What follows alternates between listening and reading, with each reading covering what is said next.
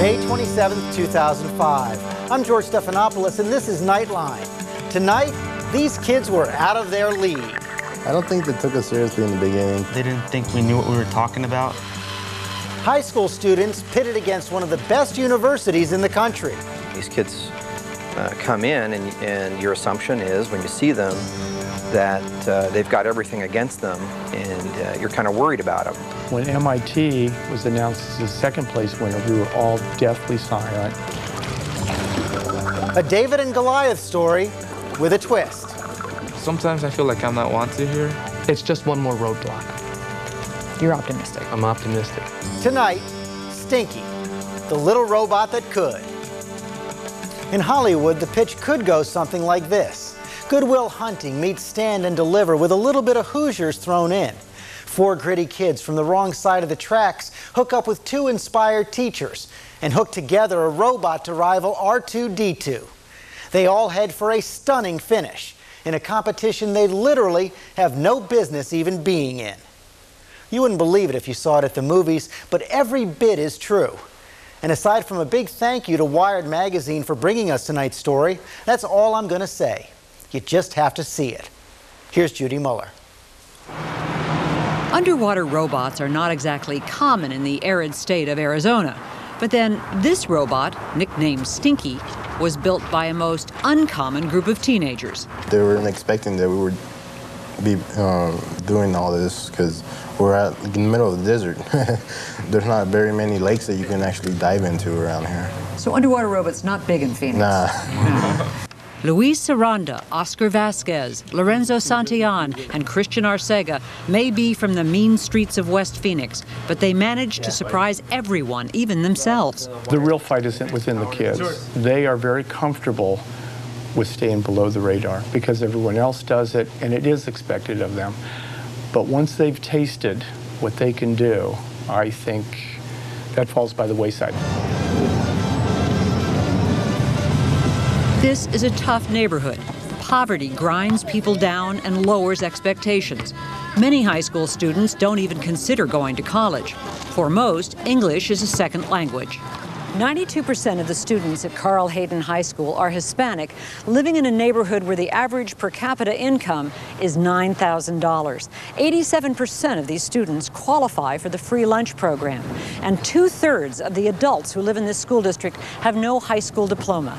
And yet this school boasts a graduation rate of 70%.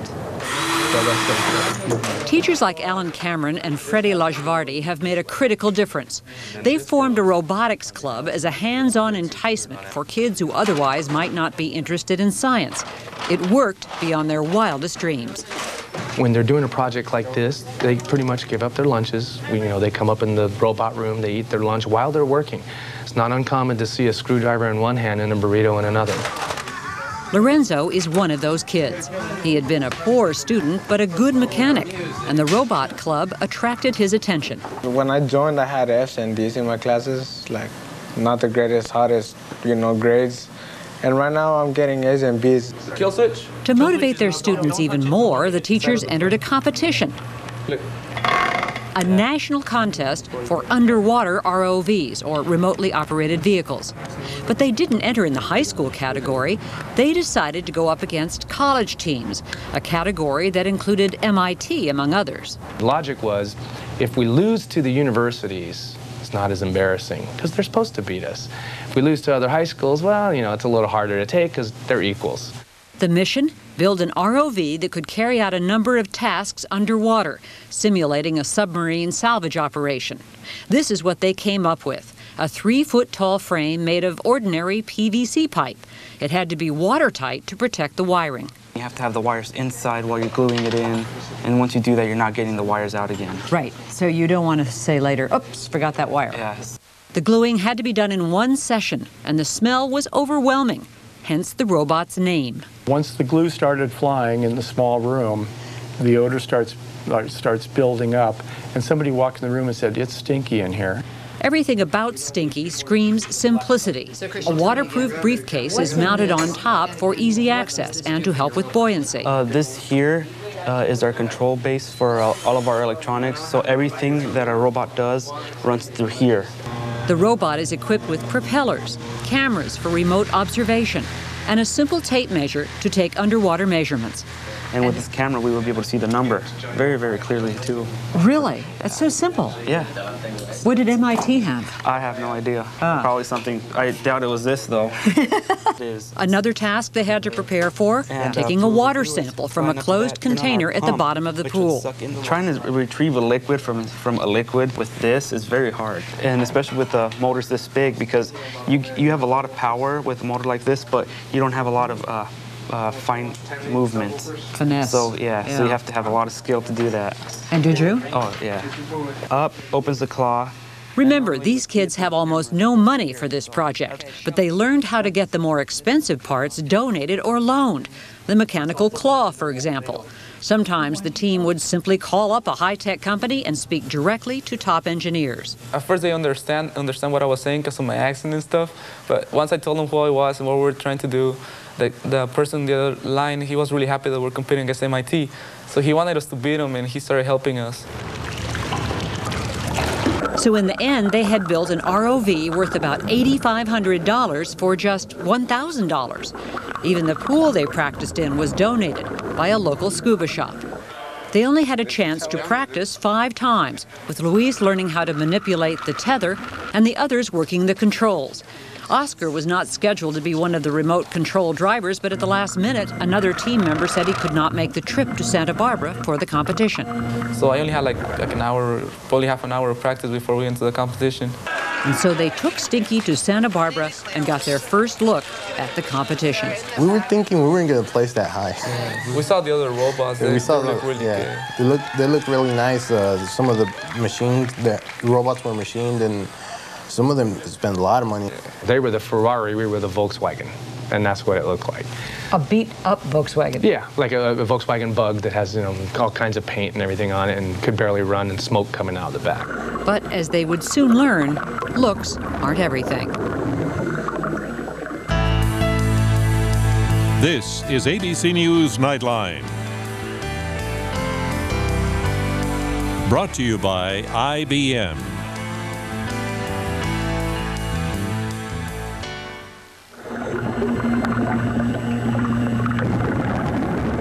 Push it up, pull it up, pull it up. Oh, there that one? Try to pull it a little bit. We got it, close it, close it, close it. I got That's it. Good, that's good. The robot team from Carl Hayden High School had gotten the hang of sending Stinky flying around the swimming pool back home, maneuvering the robot up and down and sideways. We got it on the first try. But they faced stiff competition in Santa Barbara. I don't think they took us seriously in the beginning because we're a high school from Phoenix, Arizona, which they never even heard of us.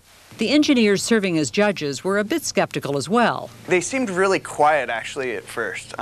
Very reserved and kind of a little unsure of where they were and what they were up against. The underdog story is what most people were enamored with right off the bat. I mean, these kids come in, and your assumption is, when you see them, that they've got everything against them, and you're kind of worried about them. But once the kids started showing what their robot could do and how they could work as a team, those perceptions changed. You know, you have certain teams like MIT and other people who have these beautifully machined vehicles with lots of bells and whistles, and then you have the really simple vehicle that is just approaching the problem in a very unique way. And the Carl Hayden team immediately had a major problem to solve. That briefcase holding the electronics developed a tiny leak, a leak that could short out the system. Lorenzo had an idea. Why not stuff absorbent tampons all around the circuit board? And they were like, who's gonna buy them? And everybody was like, not me, not me, not me. And I was the last one to answer. I was like, oh my God, I can't buy them. Yeah, it had been his idea to do that, so I figured, okay, you take credit for it, you do it. So I was walking out to the lady and I was like, I'm Lorenzo, I'm at this high school and we're in competing, but we have a leak. So, so what we're trying to do is get something that will absorb, and we were thinking of tampons, but I don't know which ones I can buy. And she was all like, she pointed out some brands, and she was like, Beats will be the best ones, I guess, because they don't have an applicator. And I didn't know what that is, so I was like, okay. So I just took them to the cash register people, and I was like, hide me, hide me. The tampon solution worked and actually impressed the judges. They had some problems they had to solve within a time frame to compete. You know, we've laughed about it, but it solved the problem, and it actually scored them some extra points. In the underwater portion of the competition, the team had to complete 7 tasks, including measuring and retrieving objects and extracting liquid from a container. The degree at which you did each of these things, like if you took a measurement, but if you were 5 degrees off, you didn't get as many points. And how did you do in all 7? We finished 3rd overall. MIT was 1st, Cape Fear Community College was 2nd, and we were 3rd. They were ecstatic, 3rd in the underwater competition. But the kids still had to make an oral presentation to a panel of engineers, a daunting prospect. I remember a couple of the judges were like, this really annoyed me, like, because they didn't think we knew what we were talking about. So we were like just bust out fact after fact after fact. And after a while, they started realizing we didn't know what we were talking about. You know, I don't talk too much. It opened me up to like all these people, and more talking for me. I learned how to talk in front of strangers when I'm being judged and be happy about it. So it was like more like an acting class. Yeah, you learn. That brings us up to the top part. So, give me your drum roll. But neither the kids nor their teachers had any way of immediately knowing how they had scored with the review panel, or how well they'd done on their technical writing presentation. Remember, English is a second language for these students. Never in a million years did I think that our group of kids, even though the document was heavily edited by Dr. Cameron and myself and anybody else that we could say, hey, read this, we never thought that we would outright MIT in a technical document. Even so, they held out hope that they might take 3rd prize, an almost unbelievable feat. So when the 3rd place winner was announced, we knew we weren't 3rd, and we were real excited because we thought we had 2nd. 2nd place, MIT. When MIT was announced as the 2nd place winner, we were all deathly silent. We looked at each other. We were afraid to speak. It was just the incomprehensible might be happening, or we lost big time. Make that the incomprehensible option. Carl Hayden. When they announced her name, I saw everybody jump. We were all jumping on the table and jumping up. I was really excited. I don't remember half of it because it was too exciting. I wasn't even fully up, and he's jumping on me already, and I'm all trying to stay up. I remember just giving hugs to everybody and just walking up and picking up the plaque and taking pictures. And I knew we didn't want to act like high school kids, and I'm sure we did. You too. Oh, absolutely. It was such an astonishing upset that it attracted the attention of a reporter for Wired magazine. At first I'm thinking, you know, how did these kids build a robot that was more sophisticated and more capable than one of our country's most prestigious engineering universities?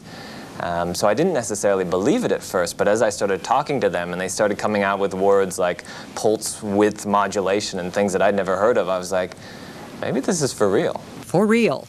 But he discovered another reality.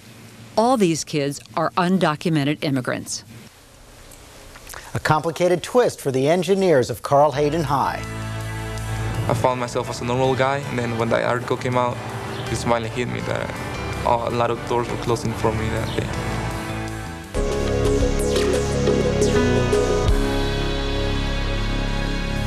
It was more than 6 months before any reporter took a serious look at the amazing underdog victory of the Carl Hayden High School robotics team. But ever since the article in Wired magazine hit the stands, the attention has been nonstop.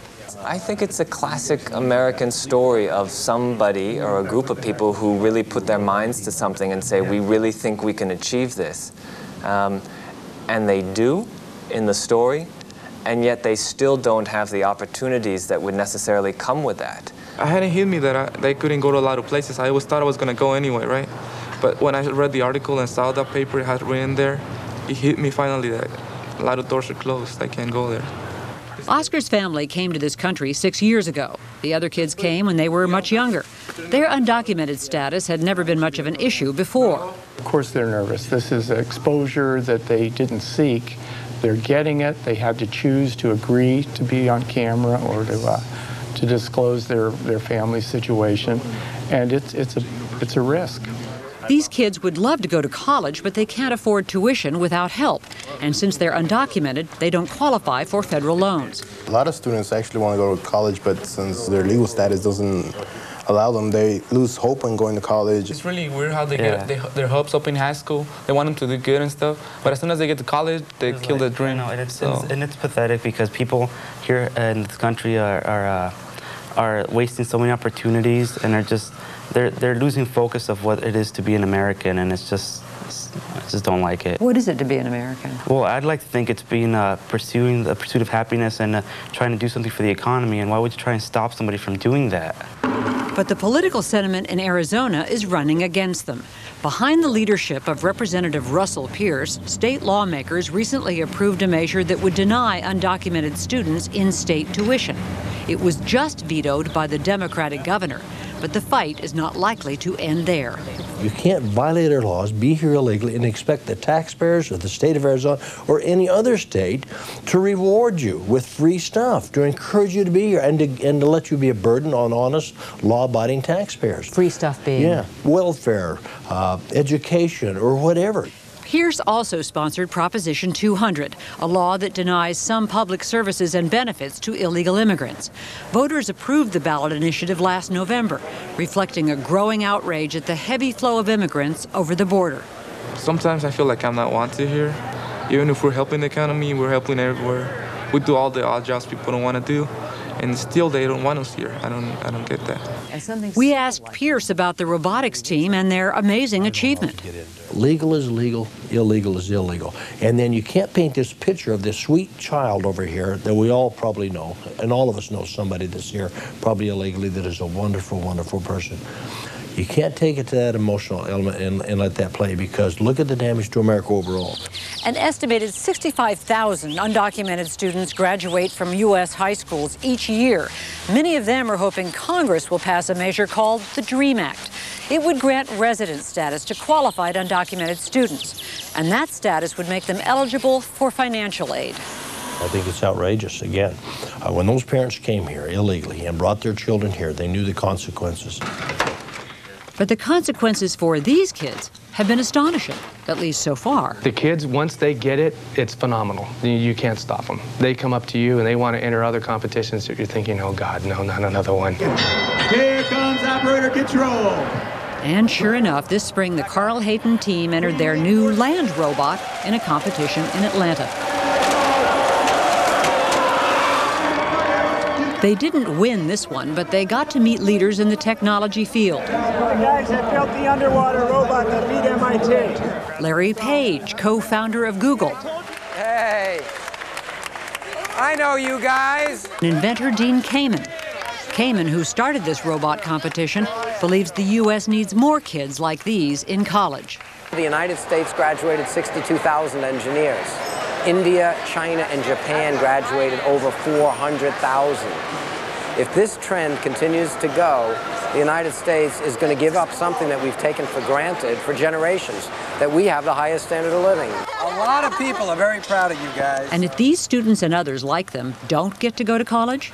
They would probably follow in their parents' footsteps. They'd be the gardeners, the groundkeepers. They'll get married, they'll have kids, they'll be working 50, 60, 70-hour days to support their family. It's certainly a familiar life for all of them. Oscar sometimes helps his mom clean at a neighborhood laundromat. Lorenzo's mom cleans hotel rooms. And Luis's mom works late at night cleaning a Phoenix courthouse. But these kids have something extra on their side, a newfound confidence. That's the biggest reward, because it's not what you learn. It's knowing that you can learn anything you want. That's the key. If you're undocumented, you can't do everything you want. It's just one more roadblock. You're optimistic. I'm optimistic.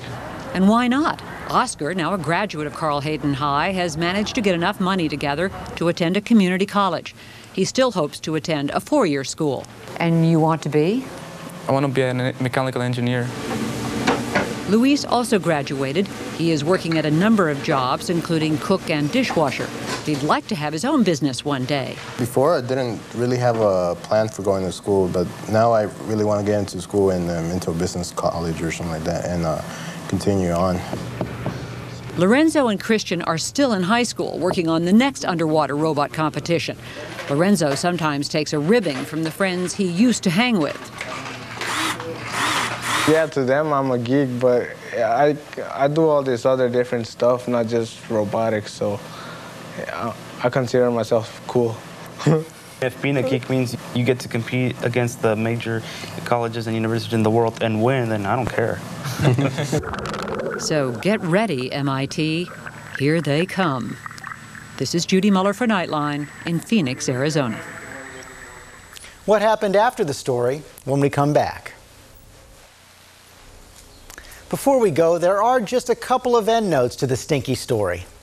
So many people who read Wired's original story wanted to help the team that the teacher set up a scholarship fund for the students, and it's collected $60,000 so far. Now, with tuition at Arizona State running about $15,000 a year, that's only enough for one kid, but it's a start. And that movie? It looks like it might happen. Warner Brothers bought the rights. That's our report for tonight. Tune into This Week on Sunday for my exclusive interview with Palestinian President Mahmoud Abbas, plus the Indy 500's hottest driver, Danica Patrick. I'm George Stephanopolis in Washington. For all of us here at ABC News, good night.